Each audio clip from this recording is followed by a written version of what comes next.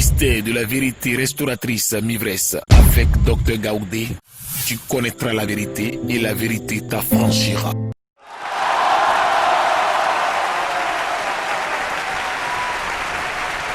Salut à tous, dans le nom de Jésus, je vous salue tous. Je vous invite dans le ministère de la vérité restauratrice à suivre mes vidéos, les vidéos de Mivresse. Je vous invite à les suivre, à vous abonner, parce que vous risquez de rater toutes les vidéos. Chaque dimanche, il y a une vidéo qui est en ligne. Et si vous ne vous abonnez pas, ces vidéos vont passer. Et pour les récupérer, pour les revoir maintenant, il faut aller sur Google et taper ministère de la vérité restauratrice et cliquer sur vidéo. Et là, vous pouvez voir toutes les vidéos. Mais en temps réel, cliquez, abonnez-vous. Cliquez sur la cloche de notification, abonnez-vous pour ne pas rater toutes les vidéos. Que Dieu vous bénisse au nom de Jésus. Amen.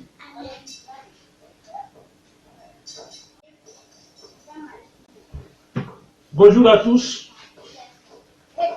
Que le nom de Dieu soit béni. On baisse la tête, on prie pour que le Seigneur nous enseigne aujourd'hui encore. Papa, nous avons besoin de ton enseignement. Nous avons besoin que tu nous parles. Instruis-nous. Parce que nous sommes dans un monde qui ressemble à une jungle. Alors, instruis-nous, donne-nous la connaissance. Parle à tes enfants que nous sommes, papa. À travers ce message, bénis tes enfants, glorifie ton nom. Opère les miracles et les prodiges, Seigneur, et montre que tu es Dieu, papa. Au nom de Jésus. Amen. Aujourd'hui, la parole est tirée de Galates chapitre 5 au verset 1. Galates chapitre 5 au verset 1. Galates chapitre 5 verset 1. Et la parole de Dieu dit, c'est pour la liberté que Christ nous a affranchis. Demeurez donc fermes et ne vous laissez pas mettre de nouveau sous le joug de la servitude. Galates 5, verset 1. C'est pour la liberté que Christ nous a affranchis. Demeurez donc fermes et ne vous laissez pas mettre de nouveau sous le joug de la servitude. Et cette parole tirée de la Bible nous dit quoi aujourd'hui? Si Christ est venu dans ce monde, c'est pour nous affranchir et c'est pour être libre. Si Christ l'a fait, ne retournons pas dans la servitude, dans l'esclavage. Et c'est de cela que nous parlerons aujourd'hui dans ce message. Amen. Alors, le thème d'aujourd'hui, c'est la liberté. Nous parlerons de la liberté. Je ne suis pas venu te donner un cours de philosophie sur la liberté. Moi, je suis en Christ. Je suis un serviteur de Dieu. Et je ne donne que le message qui vient de Dieu conforme à la parole de Dieu, conforme à la Bible. Des hommes ont philosophé sur tout ça. Mais moi, je ne suis pas venu te donner une formation philosophique. Amen. Amen. Je vais te parler de ce que le plus grand enseignant qui nous a créés a dit. Le plus grand enseignant, celui qui a la plus grande connaissance, il nous a dit, lui qui nous a créé, ce qu'il nous a dit. Le plus grand là, c'est qui? C'est le Créateur. L'Éternel est le plus grand dans le monde de la connaissance. Et vous le savez, la liberté a deux grands groupes. La liberté spirituelle et la liberté de ce monde. La liberté spirituelle et la liberté de ce monde. Amen. Est-ce que toi et moi, nous sommes réellement libres? Toi et moi, est-ce que nous sommes réellement libres? Libres dans nos actions, libres dans les actes que nous posons, libres dans nos vies. Est-ce que nous sommes libres dans nos décisions, dans les décisions que nous prenons? Est-ce que nous sommes libres dans nos sommeils? Est-ce que nous sommes libres dans nos affaires, dans nos entreprises? Est-ce que nous sommes libres? Est-ce que nous sommes libres de faire ce que nous voulons? Est-ce que tu es libre d'aller où tu veux? Avant de continuer, écoute les différentes formes de liberté. La liberté civile, la liberté d'association, la liberté d'enseignement, la liberté d'expression, la liberté de conscience, la liberté de culte, la liberté de presse, la liberté de pensée, la liberté de commerce, la liberté individuelle, la liberté politique. Voilà quelques libertés, et la liste est longue. Est-ce que tu as la liberté dans tes choix? As-tu ces libertés? Est-ce que depuis que tu fréquentes ton église, es-tu libre? Je te demande avant d'entrer dans le vif du sujet, as-tu la liberté financière? Qu'est-ce que j'appelle liberté financière? Est-ce que tu peux faire ce que toi-même tu veux? Est-ce que tu peux faire de ton argent ce que tu veux? Est-ce que quand tu as planifié, c'est vrai, en tant que chrétien, tu as prié, est-ce que tu as planifié? Est-ce que tu réalises ce que tu veux? Est-ce que tu es libre spirituellement? Est-ce que tu as la liberté spirituelle? Quelqu'un qui n'est pas libre spirituellement, c'est quelqu'un qui a une autre spiritualité qui le dirige. Est-ce que tu as la liberté matérielle, la liberté conjugale, la liberté d'entreprise? Est-ce que tu as cette liberté? Comment sont tes nuits? Insomnie. Malgré l'argent que tu as, malgré la jolie villa, malgré le joli lit, insomnie. Comment est ta vie conjugale? Je m'adresse à toi, l'Africain. Toi qui m'écoutes, es-tu libre d'aller au village comme tu veux depuis que tu es devenu chrétien? Est-ce que tu es libre d'aller au village comme tu veux? Alors écoute ce message venant de l'Éternel pour avoir toute la connaissance sur la liberté. Amen. Alors le livre de Galates 5, verset 1 nous dit, c'est pour la liberté que Christ nous a affranchis. C'est pour la liberté que tu es venu à l'église et que tu es devenu chrétien, c'est pour être libre. C'est pour la liberté que Christ t'a affranchi. Alors donc, nous devons demeurer fermes, c'est-à-dire rester dedans sans regarder à gauche, à droite, devant, derrière. Demeurons dans cet affranchissement. Et ne vous laissez pas mettre de nouveau sous le joug de la servitude. Alors quand on parle de liberté, ça veut dire qu'on vient d'une servitude, on est affranchi d'un esclavage. Donc le Seigneur nous demande de ne pas nous mettre de nouveau sous le joug de la servitude. Amen. Demandez à un prisonnier qui est sorti de la prison après 20 ans de condamnation. Causez avec lui. Même après 5 ans, après 10 ans, même après 1 an de condamnation. Causez avec lui, échangez avec lui. Demandez-lui ce qu'il a ressenti quand il est sorti de la prison. Et il vous dira, c'est le plus beau jour de sa vie. Pourquoi? Parce qu'il est libre d'aller en campagne. Il est libre d'aller en campagne. Il est libre d'aller à la plage. Il est libre d'aller dans les supermarchés. Il est libre d'échanger avec n'importe qui. Sur la route, partout, il est libre de parler avec n'importe qui. Il est libre de manger ce qu'il veut. Alors que quand il était en prison, on lui imposait ce que la prison veut. Il ne peut pas aller se promener, il n'a pas de campagne là-bas. Sa vie, c'est au restreint. Amen. Ça, c'est la liberté de ce monde. C'est la liberté de ce monde. Amen. Mais je veux te parler de la plus grande liberté. Ce que nous gagnons en Christ.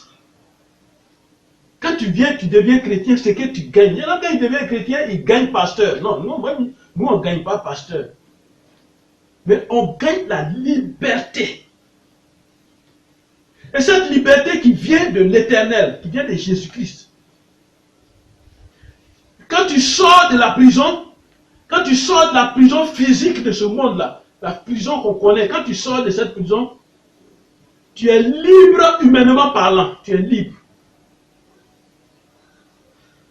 Mais une autre liberté t'attend. Amen. Une autre liberté t'attend. La liberté spirituelle. Parce que la vie de l'homme, tout ce que nous faisons sur la terre des hommes, celui qui pense que c'est parce qu'il est très grand prévisionniste, ce qu'il réalise, ce qu'il dit, c'est faux. Amen. Tout ce que nous faisons sur la terre des hommes, tout acte que nous posons, tout pas que nous posons, vient d'abord du spirituel. C'est dans le spirituel que la chose s'accomplit d'abord. Suivez-moi bien. Au temps de l'esclavage sur la terre, comment la liberté s'obtenait? C'est par l'affranchissement. On donnait une lettre, c'est par l'affranchissement. C'est pourquoi le verset qui a été révélé au ministère de la vérité restaurative, Jean 8, verset 32 dit, tu connaîtras la vérité et la vérité t'affranchira. Et c'est cette vérité que Mivresse enseigne pour que toi tu sois affranchi. Et cette vérité constitue ta lettre d'affranchissement.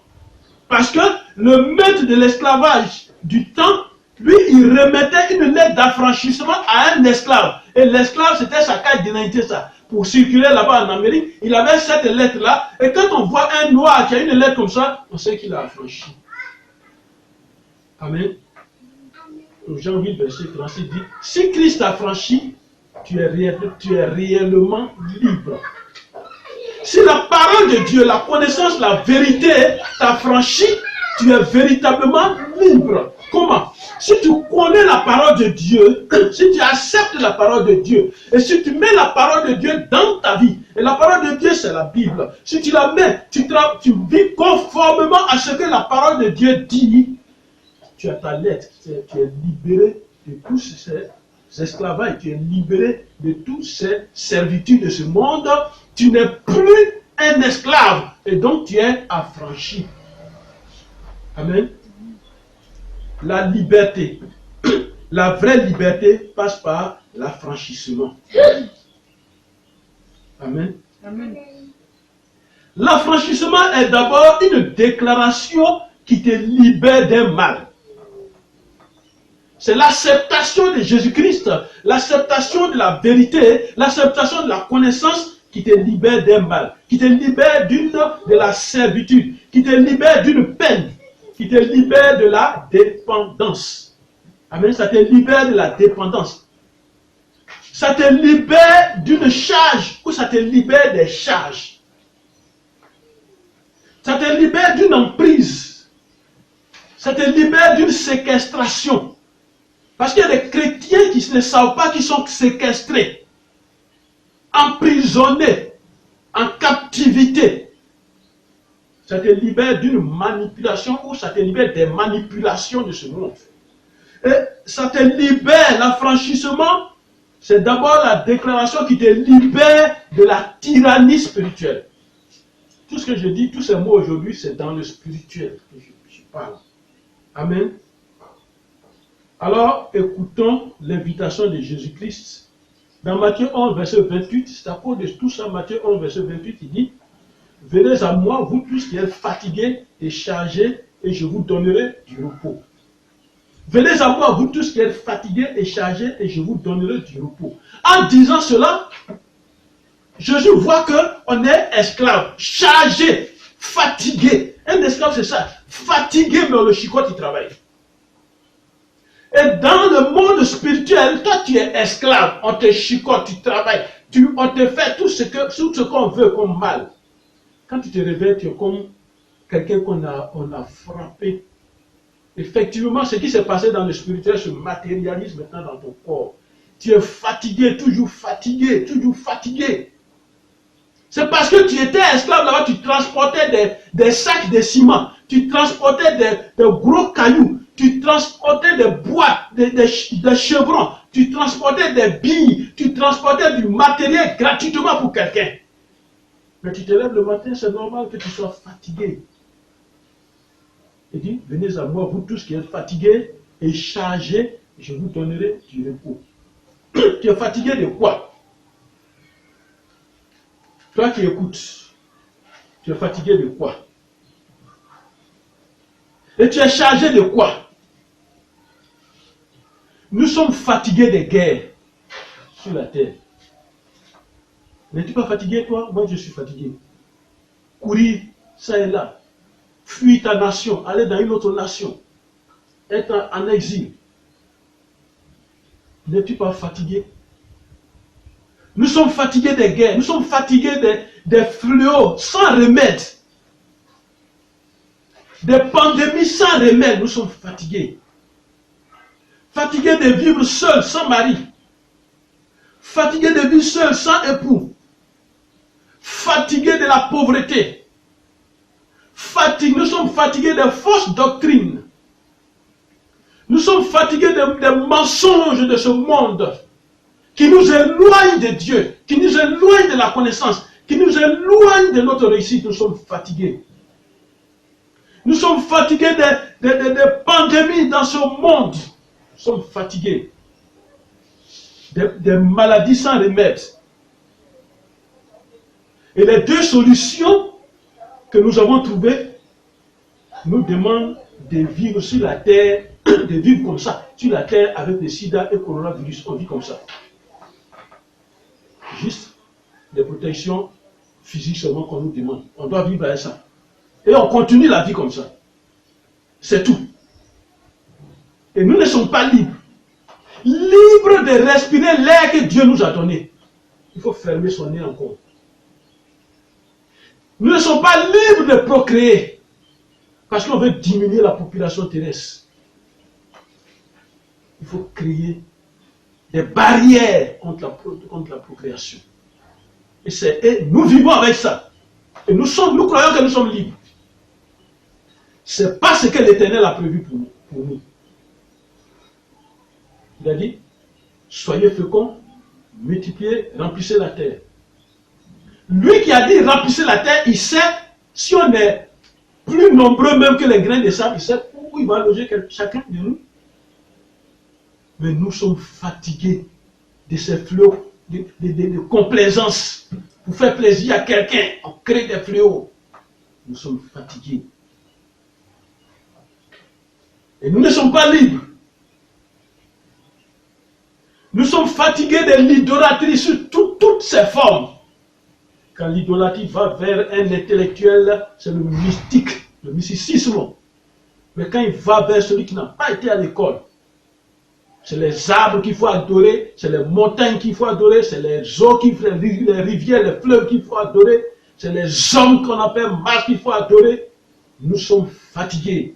N'es-tu pas fatigué d'avoir un maître humain sur la terre des hommes, mon frère? N'es-tu pas fatigué? N'es-tu pas fatigué de voir quelqu'un qui te dirige? N'es-tu pas fatigué? fatigué de te protéger en sortant de ta maison à cause d'une maladie. N'es-tu pas fatigué? Le moment est venu de nous lever. Ésaïe 47. Allons dans la Bible. Ésaïe 47.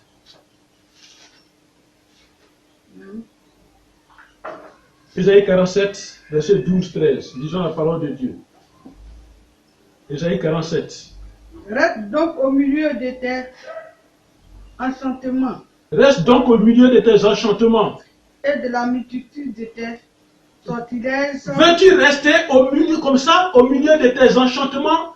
Voulons-nous rester comme ça dans ce monde-là, rempli de ces enchantements, de ces trucs mystiques, de ces choses qui ne nous donnent pas de solutions vraies, pour que nous soyons libres? Voulons-nous rester là? C'est pourquoi Esaïe nous dit, reste, si tu te complais dans ça, si tu acceptes cela, reste au milieu de tes enchantements. Et de la multitude de tes Et sortilèges. de la multitude de tes sortilèges. Tout Tout ça. ce tu as consacré ton travail dans la jeunesse, dès ta jeunesse. Peut-être pourrais-tu en tirer Peut-être, profit. il dit, peut-être en tireras-tu profit. La Bible, quand elle affirme, elle dit jamais peut-être. Un livre saint dans lequel vous allez croiser, peut-être, c'est que ce n'est pas la parole de Dieu. Mais il dit, comme tu as décidé, c'est ce que la parole de Dieu dit, tu as décidé et que tu ne veux pas écouter et tu ne veux pas chercher la route de la vérité qui a franchi, la connaissance qui a franchi, alors reste dans dans tes enchantements, reste dans la multitude de tes sortilèges, dans l'idolâtrie, dans tout ce que tu veux faire là, reste. Peut-être, selon toi, c'est pour toi, on dit peut-être, tu vas tirer profit. Mais quel profit tu vas tirer? Quel profit? Peut-être deviendras-tu redoutable. Alors, peut-être tu vas devenir redoutable. Oui, il y a des gens qui cherchent une puissance dans ça. Tu vas devenir puissant, c'est vrai. Mais quelle puissance que tu as, que tu vas découvrir? Mais Tu es écoute la parole. fatigué Tu t'es fatigué à force de consulter. Tu t'es fatigué. Tu prends ta voiture, tu fais des distances. Pendant que tu fais des distances, il y a un Dieu qui est là, qui plane au-dessus de toi. Et qui veut te parler. Mais non, tu n'écoutes pas. Tu vas faire 500 km, 800 km pour aller chercher un Dieu. Et ton Dieu qui t'a créé, il est là. Et il te dit ce matin, tu t'es fatigué à force de consulter. Alors, qui se lève donc et qui te sauve. Ce Dieu que tu te vas chercher là, un instant. Ce Dieu que tu vas chercher loin, qui se lève donc et qui te sauve maintenant. Qui? Quels sont ces dieux? Ceux qui connaissent le ciel. Ceux qui connaissent le ciel. Tu observes les astres. Un instant.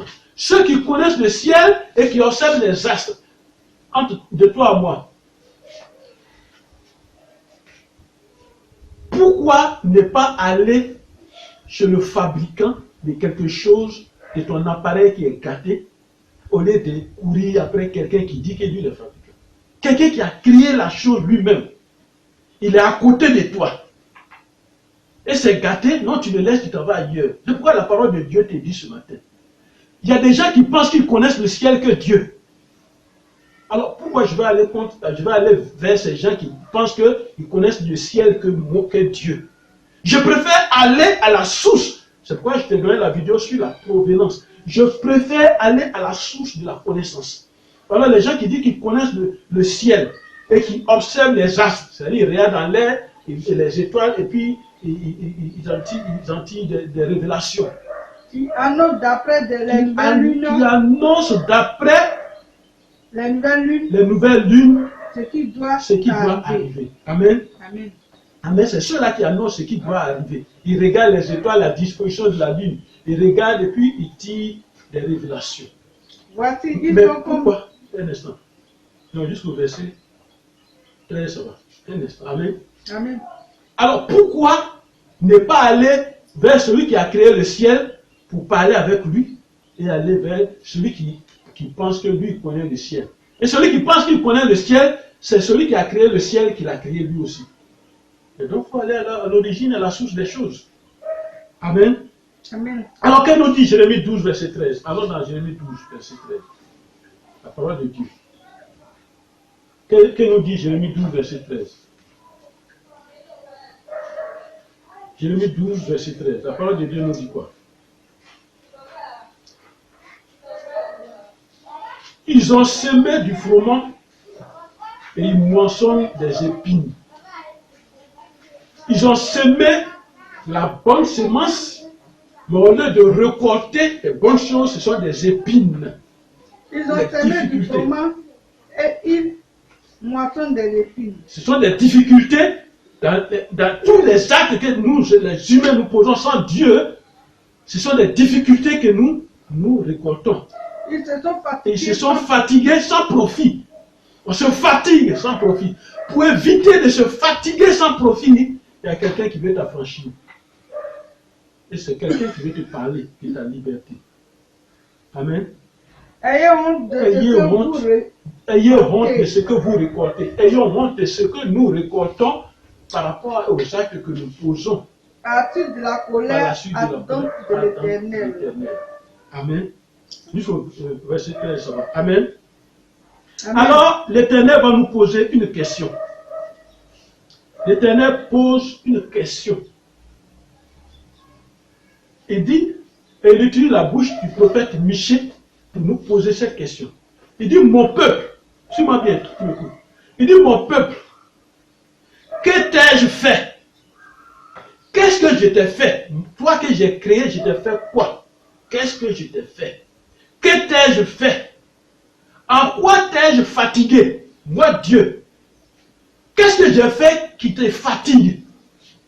Quand je te dis, prends ta Bible, où est ce qui est fatigant dedans? Lis la Bible, qu'est-ce qui est fatigant dedans? Mets-toi à genoux, prie, qu'est-ce qui est fatigant dedans? Alors que quelqu'un te dit, va chercher un mouton vert, et puis tu vas trouver le mouton vert, un poulet orange, tu vas chercher poulet orange par tous les moyens. C'est pas fatigant cela? Est-ce que ça, c'est pas fatigant? Parce que quand tu es devant une difficulté, par manipulation, le sorcier, le féticheur va te faire croire que ce qu'il te dit d'envoyer existe.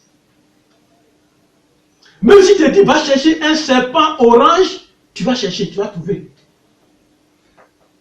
En quoi t'ai-je fatigué, Dieu? Dieu n'a jamais pris chicotte derrière quelqu'un pour dire, comme tu ne vas pas à l'église, je te frappe. Non.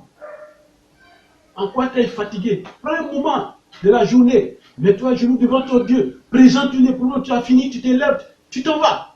Où est la fatigue qui est dedans? Et il continue, il dit, réponds-moi. Toi qui me dis, réponds-moi. Mon peuple, que t'ai-je fait? En quoi t'ai-je fatigué? Réponds-moi. Michée 6, verset 3, dit la parole de Dieu. Michée 6, verset 3. Amen. Amen. Toi, moi, tu as besoin d'être affranchi de toutes ces oppressions et esclavages. Tu as besoin d'être affranchi.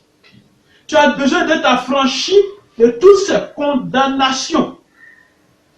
Allons dans 1 Corinthiens 7. Allons dans la Bible. Dans 1 Corinthiens 7. Prenons la Bible. Amen. Alors dans 1 Corinthiens 7. Et la parole de Dieu va nous parler. 1 Corinthiens 7, verset 22. Écoutons la parole de Dieu.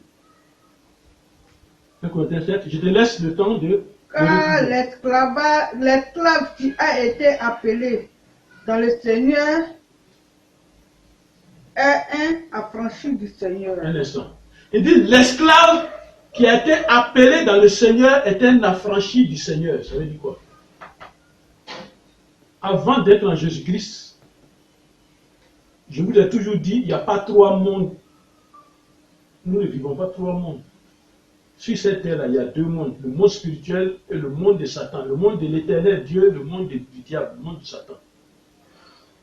Et Jésus l'a si bien dit, il dit, celui qui n'est pas avec moi est contre moi. Celui qui boit dans ma coupe et puis boit dans la coupe de Satan n'est pas avec moi. Il n'y a pas de demi-mesure. Alors, la parole de Dieu te dit ce matin, dans 1 Corinthiens 7, verset 22. L'esclave qui a été appelé dans le Seigneur est un affranchi du Seigneur. Alors, quand tout ce que tu as vécu en mal, tout ce que tu croyais que c'était bon mais qui ne t'apportait rien, quand tu viens à Jésus-Christ, tu es comme un esclave qui a été affranchi. C'est-à-dire, on a enlevé l'esclavage sur lui. Amen. Et de cette façon, de même, Continue. De même, De même, l'homme libre qui a été appelé est un esclave de Christ. même libre, celui qui croit qu'il était libre, mais qui a été appelé. Quand on dit appelé, ça veut dire qu'il devient chrétien. Qui a été appelé, celui-là qui est libre, qui a été appelé, il devient esclave de Christ. Ça veut dire quoi? Je préfère cet esclavage-là est mieux, est bon. Être esclave de Christ, ça veut dire quoi? Je ne suis plus la marionnette de Satan. Je ne suis plus la marionnette du diable. Je ne suis plus la marionnette du sorcier, des féticheurs, des charlatans, des marabouts, des choses mystiques. Je ne suis plus leur marionnette. Marionnette, c'est quoi? C'est une poupée avec les cordes dans la trappe. C'est qu'on veut là. C'est ce que la poupée fait. C'est qu'on veut qu'elle soit son pied, soit son pied. Je ne suis plus. Il n'y a personne maintenant derrière moi qui tire les ficelles, qui me pousse à faire ce que moi je ne veux pas. Je ne suis plus là. Mais dès l'instant où on quitte là, toutes les ficelles négatives sont coupées. Et c'est Jésus maintenant qui te dit, voici, je suis le chemin. Prends mon chemin. Je suis le chemin, la vérité et la vie. Prends mon chemin. Tu vas connaître la vérité. Et lui ne te demandera rien. Il ne t'imposera rien. Amen. Amen. Nous sommes chargés de quoi? Quelle est la charge que tu portes? Nous sommes chargés du passé, les problèmes du passé. Il y en a qui vivent encore avec les problèmes du passé. Puisque les problèmes du passé, ils sont venus jusqu'à les trouver dans le présent. Amen. Les problèmes du passé. La Bible dit les choses anciennes sont passées, toutes choses sont devenues nouvelles. Mais quand tu n'es pas en Christ et que tu n'as pas été affranchi, les choses anciennes pour toi ne sont pas encore passées. Ça est toujours là. Et ça te suit. Et ça a des influences sur toi, sur ta vie. Et les choses passées vont quitter ta vie aujourd'hui au nom de Jésus. Amen. Il y a une séparation entre toi et les choses que tes parents ont posées. Les choses négatives, les accords démoniaques, les sacrifices maléfiques, les malédictions sataniques, les malédictions conditionné ce que eux avaient fait dans le temps passé. Ils avaient engagé ton existence. Quand on met une fille au monde, on l'envoie au bord de la rivière, on dit c'est ta femme. C'est ta femme. Ou bien un petit garçon qui vient, on l'envoie, on dit comme on adore la rivière, c'est toi qui avais. Non, voilà, c'est ton mari, c'est ton enfant. Et cela, les esprits des eaux vont sur cet enfant tout le temps. Parce que ça a été posé dans le passé. Et nous transportons ces charges du passé. Aujourd'hui, tu répètes avec moi, aujourd'hui, je me sépare des charges du passé au nom de Jésus. Sépare-toi, toi qui m'écoutes. Les charges du passé sont en train de se déconnecter de toi maintenant au nom de Jésus. Quelle est la charge que tu portes? Le problème du présent. Tu ne pries pas. Tu te lèves, tu fais ce que tu veux. Et tu crois que tu es un Dieu. Tu te lèves, tu fais ce que tu veux. Non, je suis en retard. Après, je vais prier. Tu t'en vas. Et les problèmes du présent, ce qui va t'arriver maintenant, là, est-ce que tu connais? Pendant que je parle, c'est ça qu'on appelle le présent. Il y a quelque chose qui a été préparé qui va t'arriver aujourd'hui. Mais tu t'es pas confié à Dieu, à Jésus-Christ. Et puis tu vas tomber dans ces choses-là, mauvaises. Et il y a le problème du futur. C'est-à-dire les soucis du lendemain. On est là et puis on pense à demain. Demain, je vais manger quoi? Demain, qu'est-ce qui va arriver? Demain. Jésus a dit, ne vous souciez pas du lendemain, car le lendemain prendra soin de lui-même. Voilà une façon de nous décharger. Matthieu 6, verset 34. Alors, apprenons à ne pas nous soucier de ce qui va arriver demain. Et restons dans la prière pour confier le demain à Jésus-Christ. Amen. Amen. Laisse tous tes soucis, tes problèmes de demain dans les mains du Maître, dans les mains de Jésus-Christ. Et tu vas voir ce que Jésus-Christ peut faire pour toi. Amen. Alors mon frère, ma soeur, avant l'affranchissement, il y a l'esclavage. Je te rappelle, avant l'affranchissement, il y a l'esclavage. Il y a l'oppression, il y a la prison, il y a la détresse, il y a l'emprise du diable. Toutes ces choses que je suis en train de te dire, c'est des choses du diable, des choses de ce monde qui ne nous emmènent même pas quelque part, qui ne nous aident même pas. Et c'est toutes ces mauvaises choses qui affectent nos vies. Et nous restons, on est opprimés, et puis on continue la vie avec cette oppression. Amen. On est saisi comme ça. On est sous emprise du diable, on est saisi comme ça, par le diable. Et on s'en va. Et on ne se rend pas compte qu'on est sous une emprise. Amen. Et ce sont toutes ces choses-là qui affectent nos vies. Et tu dois passer par la délivrance spirituelle. Et tu dois passer par l'affranchissement spirituel. Et tu dois passer par la nouvelle naissance. Alors, que nous dit Jésus? Alors dans Luc 4, verset 18. Luc chapitre 4, verset 18. Tu connais cette parole? Luc 4, verset 18. Luc chapitre 4, verset 18.